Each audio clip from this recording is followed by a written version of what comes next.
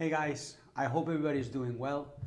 I just wanted to send out a message and share with you something about how this has been for me and maybe how it can be better for you. Because if you're anything like me, I don't like when things are different. I don't like when things go away I don't expect them to go. So, like right now, we don't have church. People are not really coming to church. People are not really coming to see me as much. I'm spending a lot of the day just by myself, and that's something that I'm not really used to and not something that I really enjoy. And if I don't do something, it's very easy for me to not be happy. And when I'm not happy, that's not good. So I don't know if that's happening to you or has happened to you before when things are not normal as you are used to them, and things kind of just everything seems a little bit out of place. So, like for example, right now, normally you would be going to school.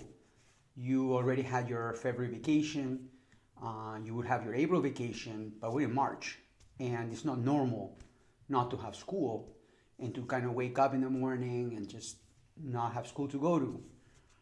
Maybe you have homework, maybe your teachers are sending you things. I don't know how easy it is for you to do that. So I want to tell you what I think helps me to kind of not lose that normal thing, which is try to keep certain things as they usually are. So, for example, every day, no matter what's happening, I always get up at a certain time, right? I always get up at 6 in the morning.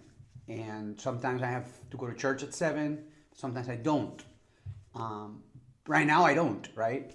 But if I don't wake up at 6, or it doesn't have to be the same time, but it could be 7, but it's always the same time. So when I wake up in the morning, I know that it's the normal thing. It's the time I wake up. Because if I start kind of slacking off and today I'll wake up at 9, I'll wake up at 11, my whole life kind of breaks down. And maybe that's the same for you. Maybe for you, things right now, since they're not in the normal rhythm, um, things are difficult. So I would tell you, the first thing I would say to you is talk to your parents. But the best thing is for you to have a normal schedule for yourselves. Like kind of like at school where you wake up at a certain time and you go to school at a certain time and you have lunch at a certain time and at a certain time you go home. Kind of the same thing, but for you at home. So that you can know what's going to come next and so on. Find time during your schedule to do your homework. Find time during that schedule to play with your brothers and sisters. Find time in that schedule to pray. And find time in that schedule to just have fun, you know? And this will help you and will help me to not get sad because it's very easy when things are just weird. Now, one final thing. Tomorrow is St. Joseph's Day. I don't know if you know that, but St. Joseph, who is the father of Jesus, right? And maybe you're saying, no, wait a minute, the father of Jesus is God. Exactly. But St. Joseph is also the father of Jesus. How does that make any sense? So it's true. God is the father of Jesus. And the mother is Mary. But Mary was married to Joseph. Now, was baby Jesus Joseph's baby? No. It was God's baby. But Joseph took care of that baby. Took care of that baby so that that baby would become the adult that would in the end die for you and for me and rise from the dead. So Joseph was very important. His mission was to protect baby Jesus. And that's the mission of every mom and every dad. Is the mission to protect you from everything that is happening all the time. For what though?